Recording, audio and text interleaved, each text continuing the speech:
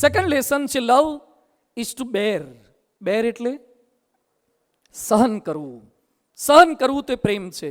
Intelligence power તમારો વધારે હોય તો પ્રેમ થઈ જાય, પણ ટોલરન્સ પાવર ના હોય તો પ્રેમ ટકે નહીં. ટોલરન્સ પાવર જોઈશે. શું સહન કરવાનું છે? સ્વરૂપ સહન કરવાનું, સ્વભાવ સહન કરવાના અને સંજોગો સહન કરવાના. જેના માટે પ્રેમ હોય એનું સ્વરૂપ સહન કરો. એક યુવક મને મળ્યો હતો, સગાઈ કરવાનો એ પ્રયત્ન કરતો હતો. 40-50 જગ્યાએ એણે જોયું હશે. પછી મેં એને પૂછ્યું, કેમ દોસ્ત હજી ગોઠવાતું નથી? મને કે ક્યાંક નાકમાં ઠેકાણું નથી હોતું. અમુકની આંખ લુકિંગ લંડન ટોકિંગ ટોકિયો હોય છે, ફાંગી હોય છે. કોકના હોઠ આવા, કોકના દાંત આવા, અમુકના કે વાળ બરાબર નથી, હાઈટ નહીં, વેઇટ નહીં, નાજુકતા નહીં, કોકનો અવાજ સોફ્ટ નથી. આ બધું એણે ઘણું બધું વર્ણન કર્યું. મેં કીધું ચાલુ રાખ તપાસ, કોક હશે તારા માટે જયા પાર્વતી વાળી. યાદ રાખજો, ક્યાંક કોઈ પ્લસ પોઈન્ટ હશે તો ક્યાંક માઇનસ પોઈન્ટ હશે. જે ગાડીનું પિકઅપ સારું હોય ને એની એવરેજ બહુ સારી ના જ હોય.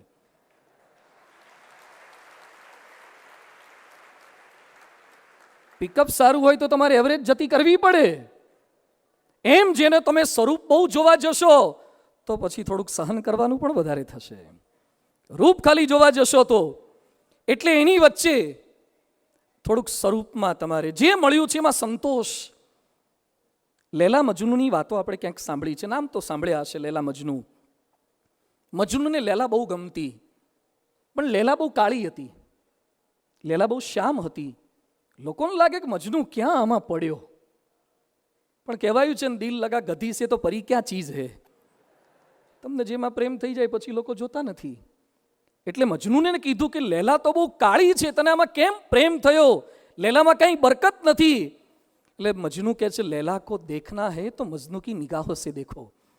મારી આંખોથી જુઓ તો તમને લેલા સમજાશે.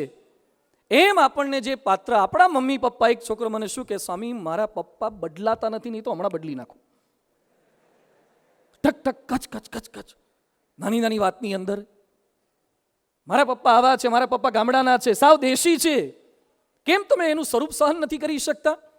કેટલાકના પપ્પા કાળા હોય, કેટલાકના મમ્મી કંઈક વિચિત્ર રૂપમાં હોય, કેટલાક જાડા પણ હોય. તમને જેના માટે પ્રેમ હોય એનું જે સ્વરૂપ હોય એને સહન કરતા શીખો. અને અત્યારે કદાચ સ્વરૂપ સારું લાગશે, પરણ્યા પછી કેન્સર થશે તો, પરણ્યા પછી માથાના વાળ ખરી જશે તો, પરણ્યા પછી એક વ્હાઈટ સ્પોટ આવશે તો, અત્યારે જોવા જાય ત્યારે એક કાળો ડાઘ કે એક વ્હાઈટ સ્પોટ નથી ચલાવતા.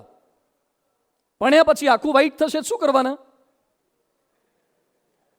એ બધી તૈયારી સ્વરૂપ સહન કરવાનું છે. બીજું સ્વભાવ સહન કરવાના.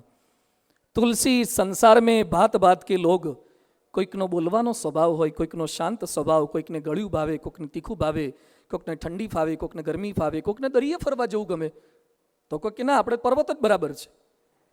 કોઈકને બારી ખુલ્લી રાખીને સૂવું ગમે, કોઈકને બંધ બારી જોઈએ, કોઈકને ગુજરાતી મીડિયમ ગમે, કોઈકને અંગ્રેજી મીડિયમ. ક્યાંક ક્યાંક પતિ પત્ની વચ્ચે સંતાનને કયા મીડિયમમાં ભણાવવાને એના ઝઘડા થતા હોય છે. પેલી કે આ તો ગુજરાતી મીડિયમમાં, પેલો કે ના અંગ્રેજી મીડિયમમાં. પ્રશ્ન તો સ્વભાવ સહન કરો. દુર્વાસા, શાસ્ત્રોમાં ઉલ્લેખ છે કે દુર્વાસા બહુ ક્રોધી સ્વભાવના હતા, છતાં દુર્વાસાને લગ્ન કરવાની ઈચ્છા થઈ. એટલે એને લગ્નનું ગોઠવ્યું, પણ સામેવાળીએ શરત શું કીધી કે રોજની હું 100 ગાળો ભાંડીશ, 100 ગાળો ભાંડીશ અને એક પણ રિપીટ નહીં થાય, બધી સહન કરવાની.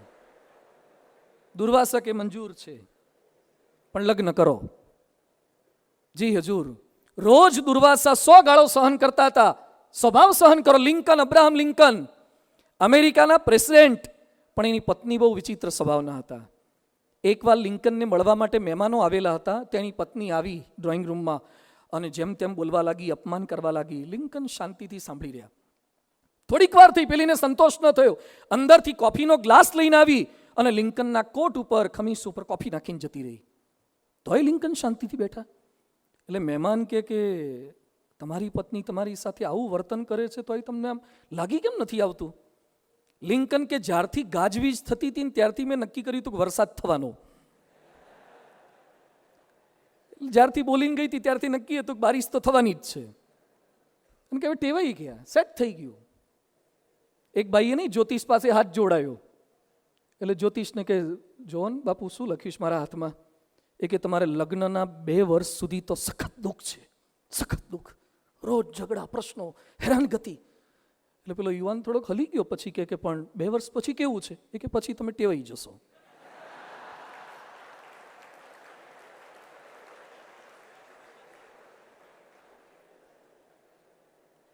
ટેવાઈ જવું પડે, સ્વરૂપથી ટેવાઈ જવું પડે, સ્વભાવથી ટેવાઈ જવું પડે.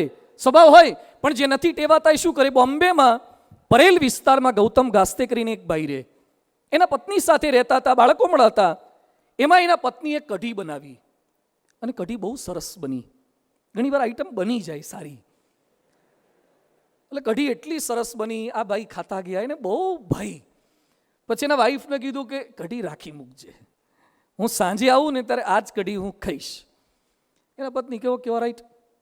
પેલો ભાઈ ધંધે નોકરીએ કંઈક ગયો હશે ને સાંજે આવતા એના મનમાં કઢી કઢી કઢી, એ જ બધું આમ રિપીટેશન થયા કરતું કે આમ ઘરે પહોંચીશ તો કઢી હશે ને પછી ગરમ કરીને કઢી ખાઈશું. અને ઘરે આવીને પત્નીને કીધું કઢી. એના પત્ની કે સોરી, તમારા ગયા પછી છોકરાને અમે બધા ખાવા બેઠા, મને બહુ ભાઈ તો હું ખાઈ ગઈ. અલા પણ મારા માટે ના કે પણ માપની હતી, મને ભાવી તો હું ખાઈ ગઈ. અને આનો પિત્તો ગયો, એણે એની પત્નીને ઊંચકી અને બિલ્ડિંગમાં 8મા માળેથી ઉપરથી નાખી. એના પત્ની મરી ગયા. આ ભાઈ અત્યારે બોમ્બેની સેન્ટ્રલ જેલમાં રોજ સાંજે કઢી ખાય છે.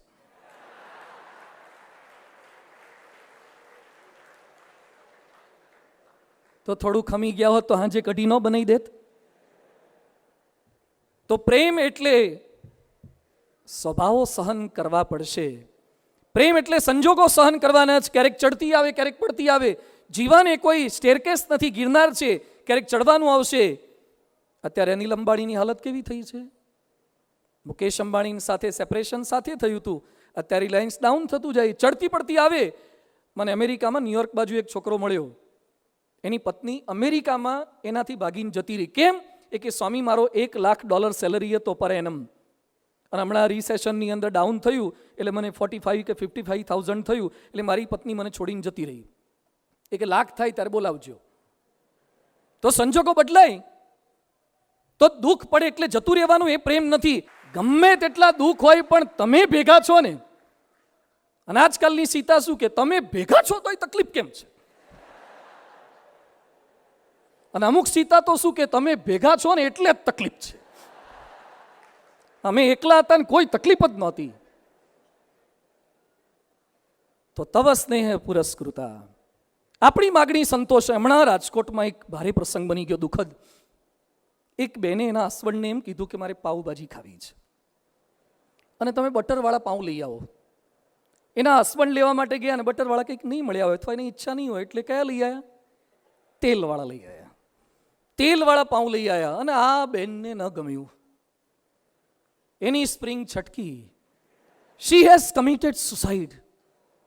મરી ગયા. મરવા માટેના કોઈ જેન્યુન રીઝન હોય તો આપણને દિલાસો આપવાનું મન થાય.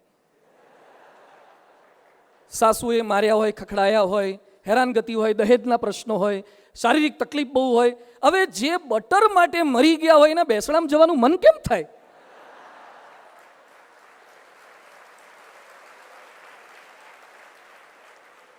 અને એને બેસણામાં ગયા પછી આપણે બળ શું આપવું અને એના વખાણ શું કરવા? બહુ સારા હતા, ક્યારે કે બટર માટે થયું.